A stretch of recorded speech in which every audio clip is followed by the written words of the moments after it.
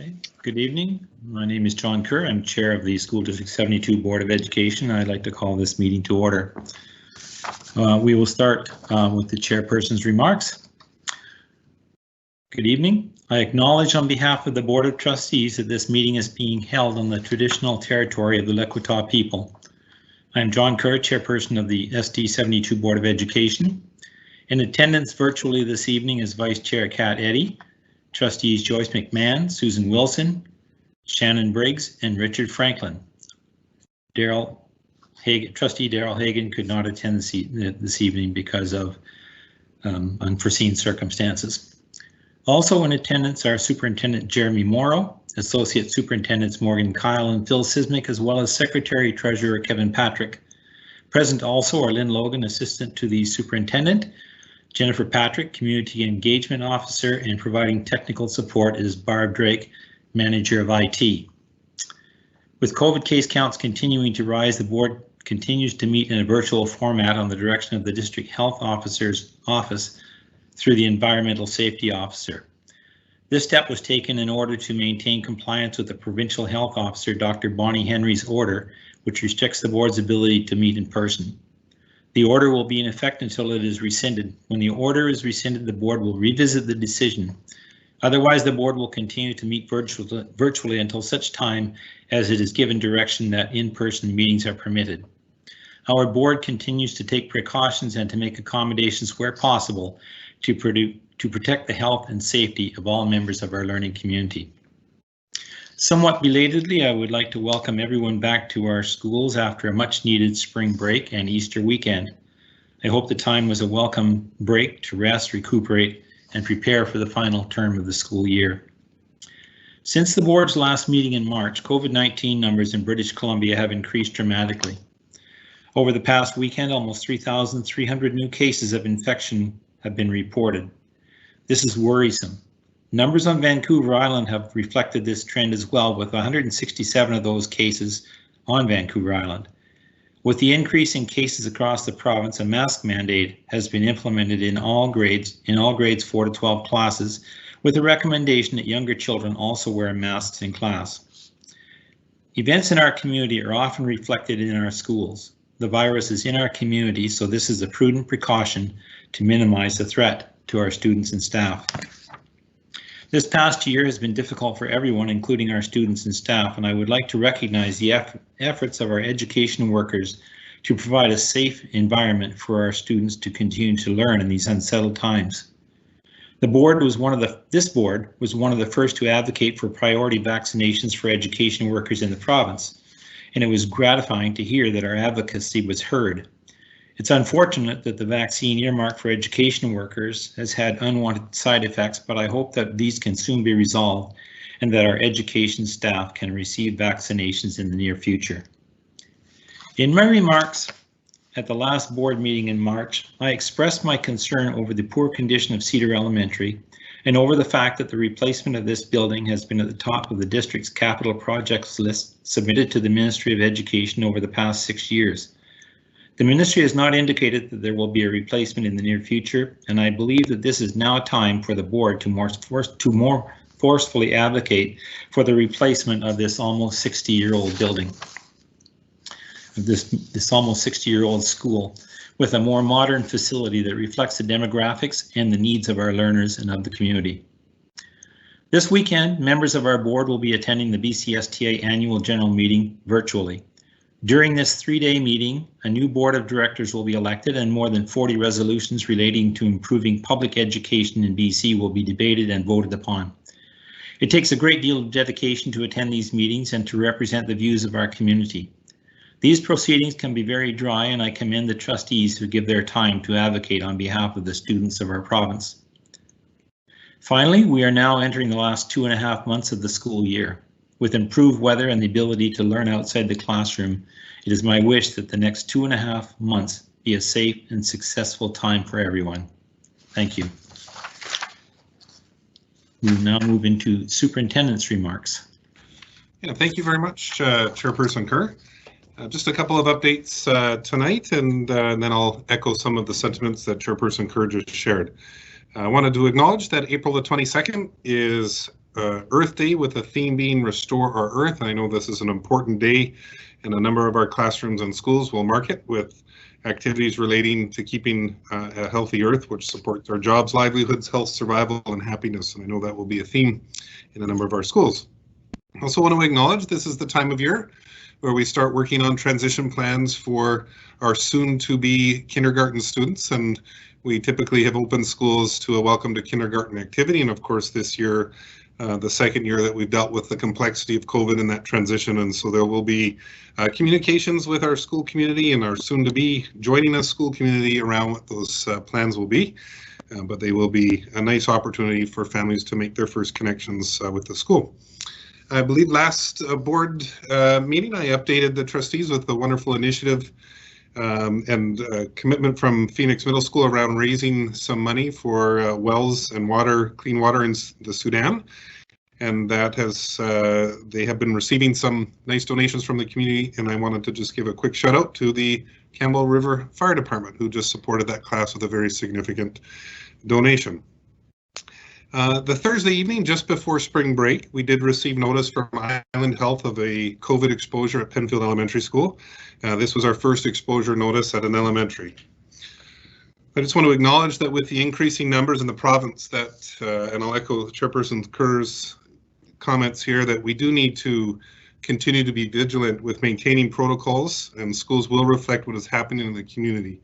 And we have seen an increase and a spike in cases all across the province, including here on Vancouver Island.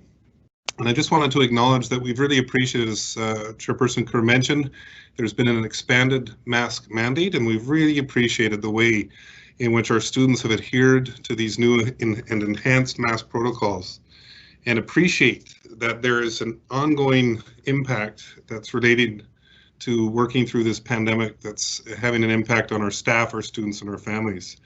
And so this week, which has been designated Education Week, began on Sunday the 11th, and the Ministry of Education, as part of the declaration of this week, acknowledged that in spite of stresses and anxiety around the pandemic, teachers, support staff, administrators, and trustees across the province have shown incredible dedication and compassion. For more than a year, educational staff, parents, students, and partners have rallied to create a sense of normalcy for BC students, and we appreciate in particular how our SD72 community has continued to provide valuable learning opportunities, continue to support our students, and have worked so hard to keep our schools as safe as possible. And tonight, I just simply wanted to say thank you. We are grateful for our staff, our students, our parents, and our community support during this challenging time.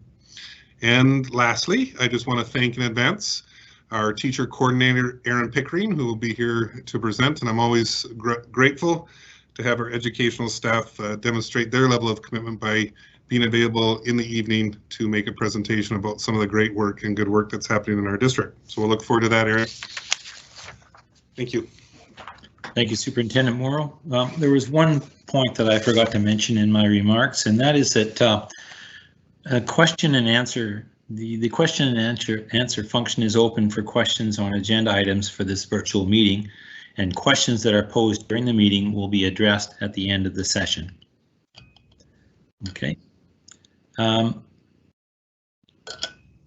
Okay. We'll try to resolve that issue with sound. We'll move into approval of the minutes of the meeting for March 16th, 2021. The suggested motion is that the minutes of the meeting of March 16, 2021 are hereby approved as circulated. Do we have a mover for that motion? Trustee Eddy, a seconder? Trustee Wilson. Is there any discussion on that motion? Okay, all those in favor, say aye. Raise your hands. Okay, I see 3 hands. I don't. Okay. Aye. All right. All those opposed? Okay, the motion is passed. We'll move on to any business arising from the minutes. Is there any business arising from the minutes? Hearing none. Are there any additions or alterations to the agenda? Trustee Wilson. Under item number 15, committee reports. I'd like to add communication committee.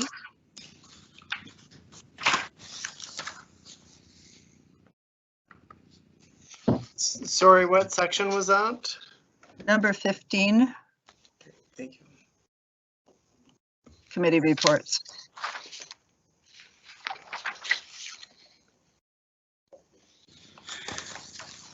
Are there any other alterations or additions to the agenda? Okay. Hearing none. Could I have a motion to approve the agenda? Trustee Franklin, seconded by Trustee Wilson. Any discussion? All those in favor, say aye or raise your hand. Aye. Okay. Aye. Aye.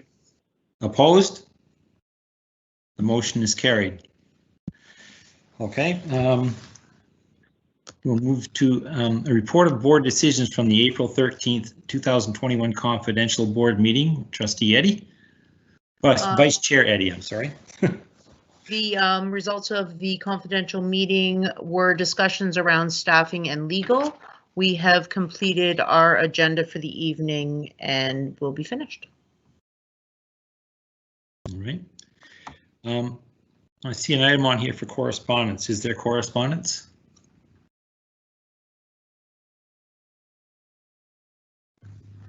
Hearing none. There are no public or agenda submissions. We will go to item 11, educational submissions, and Ms. Pickering, you are on. If maybe I can just interject before Erin comes on, I just want to recognize the good work that Erin is doing in her role as teacher mentorship coordinator. It's a new position in our district, and it is to support teachers in best practices and using the leadership of teachers that are already working in the district and having them connect with teachers that are either new to our district or new to the profession or new to a particular role. I was contacted by a colleague that is in the mainland about Erin's presentation that she made to the provincial organization of mentorship coordinators, and just how impressed they were with the work that Erin has done and is continuing to do, and that she's a learner herself. And what great modeling she's doing in terms of being a leader and a learner. So without further ado, passing on to Erin, our teacher mentorship coordinator and our Pro-D coordinator. Over to you, Erin. Thank you. Thank you so much for that kind introduction, Morgan. I'm very excited to be here this evening to tell you a little bit about Campbell Roederer's journey in a mentorship program. And so I'm just going to share a small slide presentation that I put together for the teacher mentors of BC, as I think you will find it interesting as well. Just give me a second to get that set up. Perfect. Great. On March 8th, I was asked by a teacher mentor group if I could share the story of our journey so far, as this has been a program that I've been developing since September in my new role, something I've been very excited about. And I am so fortunate to live, work, and play on these amazing lands of the Kwakwala speaking people. You'll see here a short timeline working until about March. We started this journey with what couldn't have been better timed position in creating a mentorship position. It aligned perfectly with the BCTF's mentorship fund announcement, and our district was fortunate enough to receive approximately $115,000 of the $12 million fund that was put out across the province.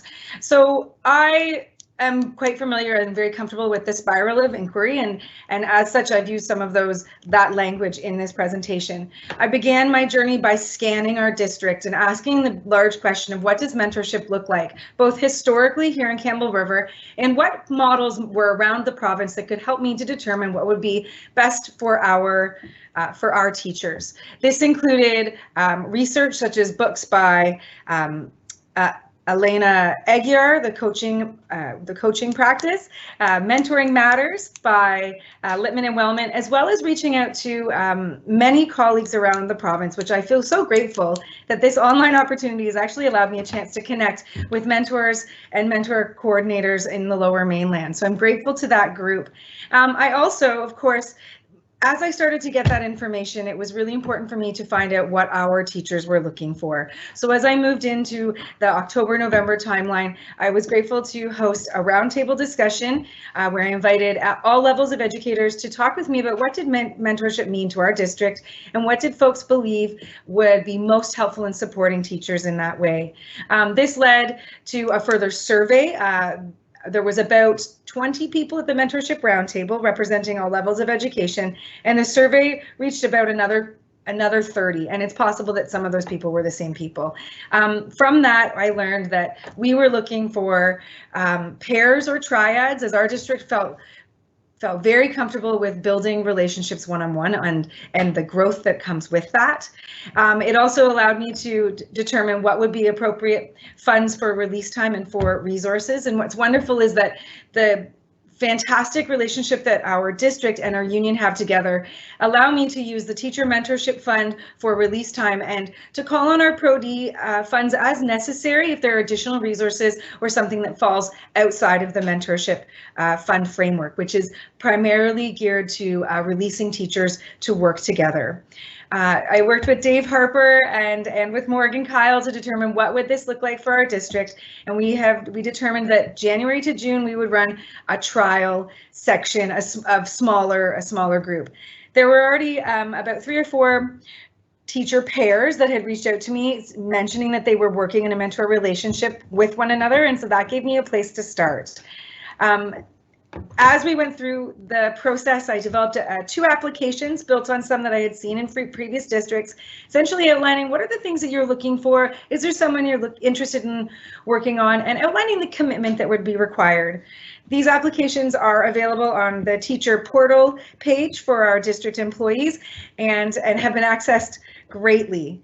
As we moved into the new year, we had a number of teachers reach out, and I hosted my first mentor meeting to welcome a group of about 12 mentors scanning K to 12 into the mentorship arena and determine what it would look like. We assigned any mentees that did not have a mentor working with them at that time and started to create learning plans on how folks could get together even though we weren't meeting in person. So there's been lots of online opportunities as well as release time if teachers were able to get into one another's classrooms for observations as well as planning and reflection.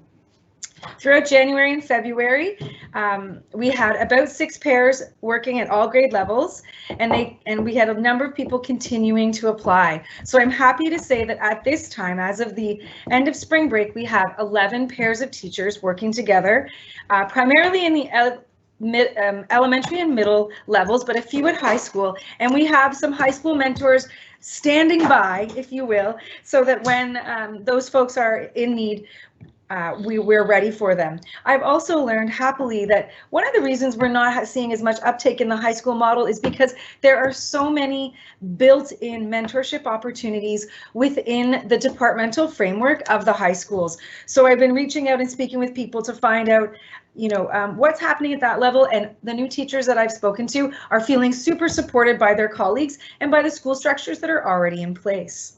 And so that brings us to our present situation of successes, roadblocks, and next steps. Some of the successes I'd like to share with you is that we have been able to connect with TTOCs and new teachers across the district in a variety of ways. I held a new teacher online gathering where we had a nice turnout of about 8 people who were brand new to the district, fresh out of their teaching programs, and I was able to help navigate some of the steps along the way and what does it mean to be a teacher in School District 72. And with that, what was telling to me was when I got in touch with that group, they were relieved that they had heard from someone. They appreciated the face-to-face, even though it was online, connection. And I noticed that they began showing up to the district workshop and learning opportunities that were being provided by our coordinators in all different areas. And more of their names were showing up on our workshop lists. I'm happy to say that we also used the mentorship fund to allow 40 TTOCs to attend our February 12th District Day entitled Empowering to Inspire, which had a focus on Indigenous knowledge and ways of being. And so that was something that we hadn't done in the past. And all those people were so grateful for the opportunity to have a paid professional development opportunity that truly reflected their needs and things that they hope to see in the district.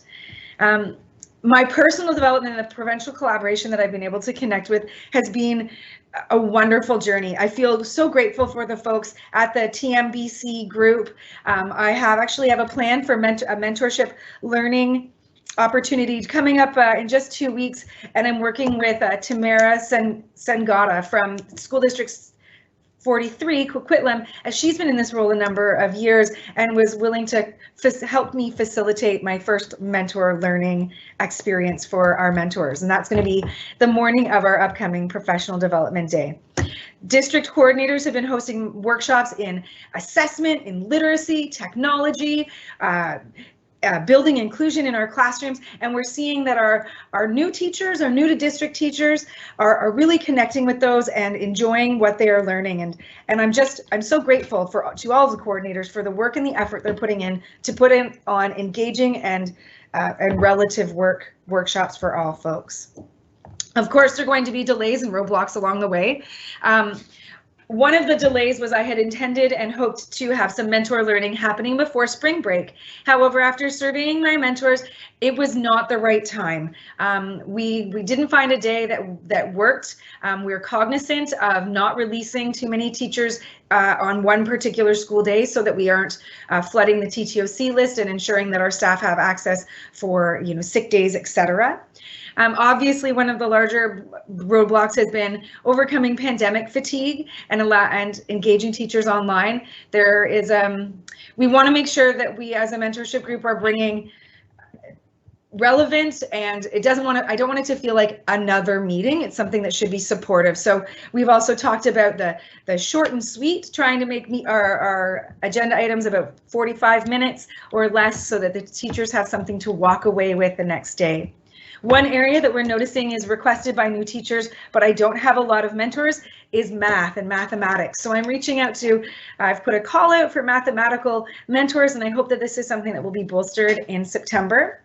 And one of the questions that I'm troubleshooting or considering right now is, how do we know if we've got the right mentors? And I say that in that, what are best practices and how do we ensure that we're uplifting those teachers without providing extra burden to ensure that we are advancing everyone's knowledge, best practices, and doing the very best for our kids. In Campbell River, mentorship is teacher-led, it's voluntary, and it's a reciprocal learning relationship that is both mentors and mentees are learners and leaders.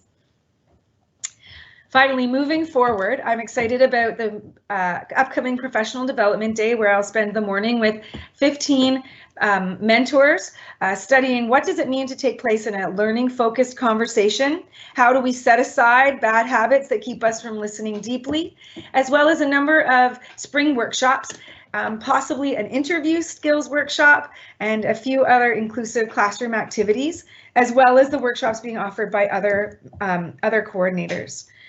I look forward to, in the month of May, creating time for celebration, to meet with mentors and mentees together to talk about the work that they've done. Tomorrow night, I have a meeting with mentees themselves for a check-in, a reflection on where we are so far and what we need to do moving forward to ensure that we're being the best support we can. And I'm looking forward to working with all teachers as we recruit for a fall program start that will be even larger, and I hope we'll have more partnerships. And finally, as I mentioned, our high schools have a lot of informal mentorship going on. And so I'd like to know, how can I be supporting these informal partnerships if folks aren't ready to take the step as to have an application and be a part of a formalized mentor program? How can we ensure that we're supporting them as well, because they're doing some really fabulous work? Finally, this is just the beginning. This program has been developed from September, and we're just in the earliest stages, but I already know that that teachers are feeling supported, that new teachers have been reaching out and commenting on how wonderful it is to be able to meet with an experienced teacher to help them along the way. So that's just a small snapshot of where we've gone, where we've been, where we're going, and hopefully some of our next steps. I appreciate you letting me take the time to share that with you this morning, or this evening, excuse me. Thank you very much, Erin. You've given us a lot of information, a lot of things to think about. I'm wondering if any of the trustees have any comments or questions on your presentation. Okay, Trustee Eddie. So thank you for this, Erin. I truly believe in mentorship. I believe in the power of mentorship, that the old saying that you lose a library when a teacher retires. I totally don't disagree with that. I'm wondering, I also really appreciate the fact that you're evaluating what is best practice and not asking teachers that are kind of ingrained in their own practice and not the newest practices to be mentors. Now, I do have a question. Is there room or an appetite for Indigenous leaders to mentor some of our teachers in Indigenous ways of knowing from an Indigenous perspective? That's a great question, Kat. Thank you for that. In this program, we've been looking at, this is a teacher serving teacher primary focus. However, I know that through the Indigenous Education Department that there has been previous grants or opportunities to mentor with some of our elders throughout the community. And I appreciate that, because it would be a great place for Jillian Kirk and I to liaison and see if there is something that we could be working together on to ensure that that is happening. But I think that might have been something that has happened through the Indigenous Education Department previously. So I don't have too much experience with that myself. Thank you. Are there other comments or questions? I have one. Just I didn't get a sense of it from your presentation, but how many teachers are involved, either as mentors or mentees in this process at this point? We have 15 mentors, 11 of whom are in partnership right now, 4 who are on standby, and we have 11 mentees working. There have been two or three other applications that have come in, and those have been folks that have been looking for mathematics specifically. So I've been doing my best to work with them and provide support, but they have said that they're happy to be working with the folks in their building right now, and that they hope in September there will be some mathematical mentors that can come forward. So that is one area that I'm targeting, as there are about 2 people on my list that I can think of that I've been checking in with a little more regularly, because they are not in a partnership right now. So that's 11 full partnerships with 4 mentors on standby and 2 mentees waiting for math. Okay, the follow-up question on slightly different tack.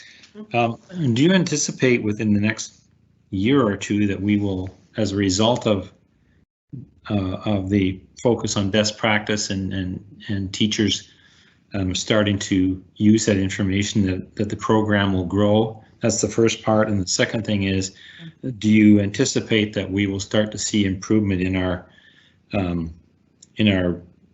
results in reading, writing, and mathematics? I do. We took this January to June to think of it almost as a promotional period. And so a lot of it is that ripple out effect, where right now we have 11 sets of teachers at various schools, and they aren't only within school. We have a number of mentorships that cross schools. So a person working at one elementary school and another. And I think with that, more and more people have been reaching out to me since spring break, hearing about the program, and that's the first way to get that program to grow. As I mentioned, a lot of the new teachers were showing up to some of the workshops that we were hosting around assessment, which is one area that our district has been sort of bolstering. And with that, it has been from a lens of mathematics as well as literacy. And I do believe that we're seeing some traction. I was working with one teacher in an elementary school, and that was her question. Okay, I feel confident with this material, but I don't know that I'm getting the best information from what I'm teaching, or if that I'm able to check that what I'm teaching is what the students are learning, or pivot from what they're learning to the next opportunity. And hearing our new teachers speak like that shows that it is absolutely in the foreground of their minds to ensure that we are not just creating a great learning environment and experience for students, but actually impacting the life chances and ensuring that we have success moving forward. And I do believe, John, that over the course of the next year or 2 years, that we will see increase in our data points and in our rates of success because of this mentorship program, and as well as because of the work that the district teacher coordinators are doing to host the learning opportunities for new teachers and all teachers across the district to think about reading strategies, best math practices, and so forth. Thank you. Anyone else have any questions or comments? Well, thank you for the presentation. You've given us a lot of information on what's going on, and I'm looking. Oh, okay, Superintendent Morrow. I think he was waving goodbye. Oh, you're waving goodbye. Okay. Another apple. Yeah. Okay. Well, anyway, thank you very much, and I am looking forward to your next report to see, when you report on how the program is going. I don't know when the next one would be, but I would anticipate growth in it, and I would anticipate starting to see people feeling that their efforts are more successful. Absolutely. Thank you so much. Thank you for the time today, and you can find me at the school board office or by email if you have any follow-up questions or you'd like to know anything else. Thank you so much. Okay, thank you. Goodbye. Okay, so we will now move into our electorate and board matters. And we had a notice of motion last meeting about policy review recommendations. So, Vice Chair Eddie, would you care to address this issue? Sure. So the governance committee, which is comprised of Trustee Franklin and myself, met to discuss a couple of policies that we presented at last meeting. The first being the role of the board. Hold on just one sec, I'm sorry. The role of the board in the, the role of the board, the first piece was the role of the board, which was just really just a housekeeping item where we added a definition of the board specifically, which is 7 elected trustees. So that's policy number 1. That was the only wording that we added. And the second policy, which I don't see the third policy, wasn't there one on student-led, Richard, on student-led committees? There were 3 policies, weren't there? I think that was passed last meeting. Okay, thank you. And then students was the student committee, yeah, okay. So I'm sorry, back to what I was saying. Policy number 16 was we added some wording to the role of committees and representatives to more accurately describe the differences in role between the board and the senior management team. I believe that everybody has had a chance to review. Is there any questions? I'd like to call the motion to pass. Do you have a motion there, John? I'll read the suggested motion. Sure. Okay, before we move it.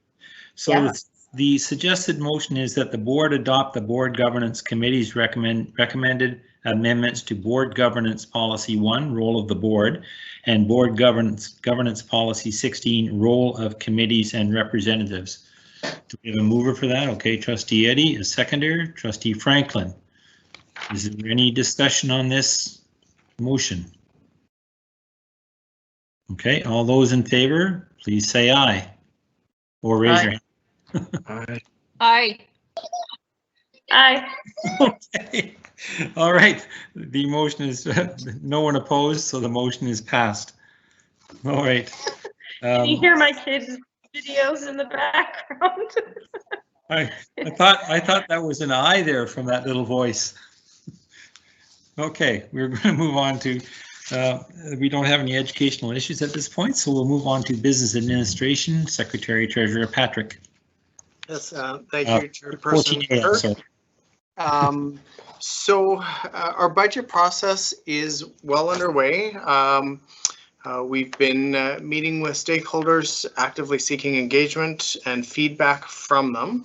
But one of the steps that that our board has done, I'll make a request tonight, but actually before that, we'll get to something new for this year. So as everybody knows, we've had significant challenges from COVID over the past year. The federal government and provincial government have stepped forward with some very helpful grants that we've utilized to add services, and it covers some of our costs. But some of the there were some other unexpected impacts, and one of them was a reduction of revenue of about $500,000. As well as when we concluded our final budget that was brought to the board in February and passed by the board, there was an increase of costs as well that weren't covered by some of the other funding. So that led us from a planned deficit of $830,000 up to about $1.5 million. And so the board at the time passed the motion, and that increase in deficit is going to have a negative impact on the board's unreserved surplus by about $700,000.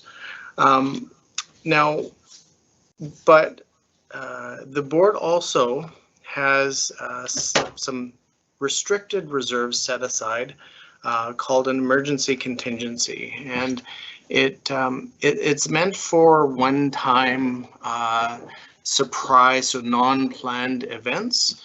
In the past, the government pulled a year's of annual facility grant funding that led to layoffs that had a significant impact. So it was about that time when the need arose for some emergency funding to be accessed. So through the years, the board, through great financial planning, has been able to build up some emergency contingency. There's a reference to it in, there is a reference to the emergency contingency in the board's surplus policy. The accumulated surplus policy, and it basically states that the board shall try to maintain at 2% of prior year revenues, and most importantly, that it will be reimbursed through accumulated surplus at the end of the year or through budget. So, so if the board were to use it, I'm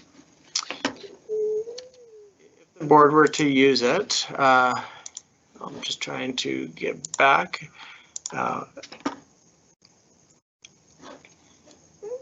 If the board were to use it, it would be rebuilt through surplus funds through time. And what it really allows the board to do is to separate the sort of financial shocks to the system from the general operations of the school district. Without any additional funding, or without potentially the entire reserve could have been used up at one time, and when you get into budget, you might need to make cuts, or you can't add additions based on the board's priorities. You would have to just really focus on accommodating the surprise event. So what we're hoping to do is I've identified about $535,000 that really is kind of COVID related, that I'd like to ask the board to support to be spent out of the emergency contingency. If the board supports this, what it does is it actually allows, again, the operating portion of the budget to be less impacted by COVID. So the request tonight is for access of that amount, and potentially if the board supports this, heading into the next 21-22 fiscal year. If there's further COVID expenses, we may come and ask the board for support from that in the future. But again, it would protect the operating portion of the budget. I have a motion that I'm hoping that the board can approve. I guess first I'll just ask and see if there's any questions. Shall I read the motion first, and then we can get into the discussion? Okay, so the proposed motion is that the board approve the use of the emergency contingency for COVID-related costs in excess of the 2021 operating budget up to $535,000. Do we have a mover for that motion? Okay, Trustee McMahon, Trustee Eddy. Okay, any discussion, questions, or comments to Kevin?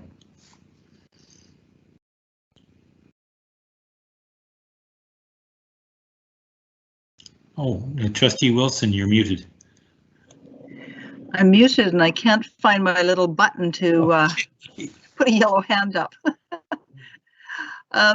Kevin, I was wondering how much is already in the emergency contingency fund? Like how much would be left over if this amount was taken out? Yes, so the 2% of the prior years had the board at a balance of $1.184 million. So there would be a balance of about $640,000 left available for further emergencies. And again, it will be replenished through time. The board has some flexibility on that in the future. Thank you. Trustee McMahon? You're muted. I think this is exactly why we have this fund. Am I still muted? Oh, you're good. Okay, I'm sorry. I think this is exactly why we have this fund, and so I'm grateful that we have it to fall back on in times like this, because there have been discussions in the past that led us to consider just how much of an emergency contingency we needed. So hooray, we have it and we can use it wisely. Any other comments? Okay, then I'll call the question. All those in favor of the motion, say aye or raise your hands. Aye. 4. Aye. Okay. There's no one opposed, so the motion is carried. And then we will move into item 14B, Secretary Treasurer Patrick, approval for the use of unrestricted reserves to balance the 21-22 budget. Yes, thank you. So this is, again, very similar to the emergency contingency. So again, I'll go back to all the fabulous things that our board has done, and another one of which within the accumulated surplus policy was the allowance for use of up to 1/3 of the unrestricted reserve to be used to balance the budget. Now, the reason why I point this out is there's some recent media attention that about boards having to look at severe cuts this year, and there was reference to the surplus not being available.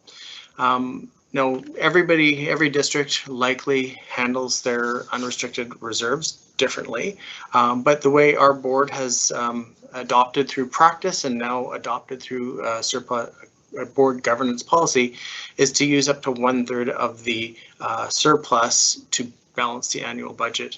The advantage of using 1/3 each year that is, as that unrestricted reserve declines, the amount used to balance the budget shrinks each year. It's not a sudden shock. We don't take, say, $2 million, split it up into 3, and use it only for 3 years. It's a declining balance, which really spreads out deficit impacts over a number of years. So again, I want to thank the board for that. Now, the board doesn't have to always use it, and that's why I've brought this to the bringing this to the board tonight to seek the board approval to use up to $680,000 this year for a targeted deficit spend. So I've got a little bit of reconciliation here. Our unrestricted reserve at the end of the last year was $2 million. Unfortunately, our planned deficit for this current year, 2021, was 838. The actual budget deficit came in at 1.5. So with the board's approval of the use of the 535 emergency contingency, that has a big help, a positive help in getting that reserve back to $2 million. So 1/3 is $680,000, and the advantage of knowing what this is, as we enter budget conversations, we are currently at a $1.1 million deficit with the preliminary budget that we've just started. So even with a approval to have a deficit spending of 680, we'll still be looking for some reductions, and we're making good progress towards closing that gap. But if the board supports the use of unrestricted reserves of 680, it'll definitely have it'll be a big help, and it'll have a positive impact on being able to maintain some of the services that we're currently providing, as well as limit any potential reductions from that. So. Okay, well, the suggested motion is that the board continue to support the use of up to 1/3 of the surplus to balance the 2021-2022 operating budget as per board governance policy, up to $680,000. Could I have a mover for that motion, please? Okay, Trustee Eddy, Trustee McMahon. Is there any discussion or questions of Secretary Treasurer Patrick at this time? I guess you've done a very good job of making it quite clear, Kevin.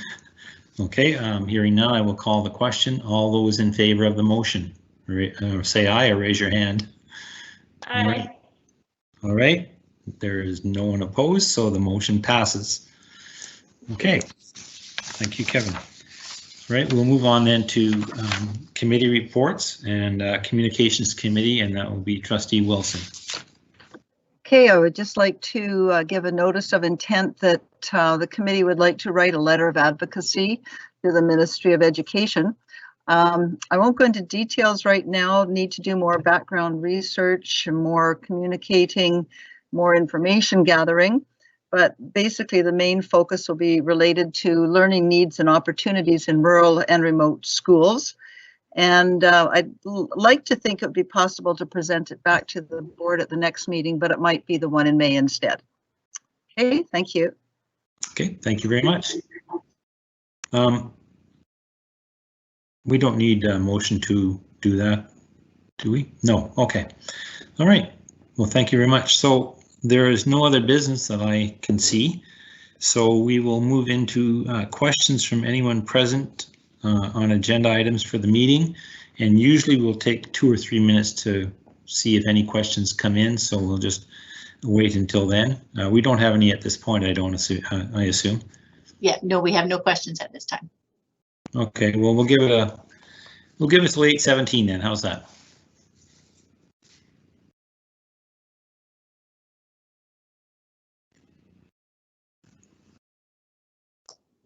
I feel like I should have some queued up Jeopardy music or something. There's probably a royalty on that, though. True.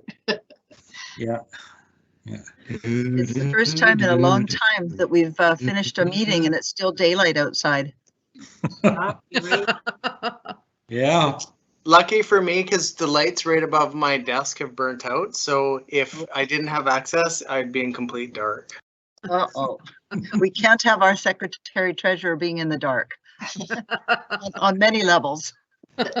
Yeah. Just trying to balance the budget. What was that, Richard? Just trying to balance the budget by cutting out the lighting. Yeah. All doing our part. Maybe just a reminder, or for people who are going to take part in the meeting on the AGM after this meeting is over, you might want to have second device and get into the BCSTA hub, and we can look at the motions and the candidate statements after the end of this meeting. We still have another minute or so wait time to see.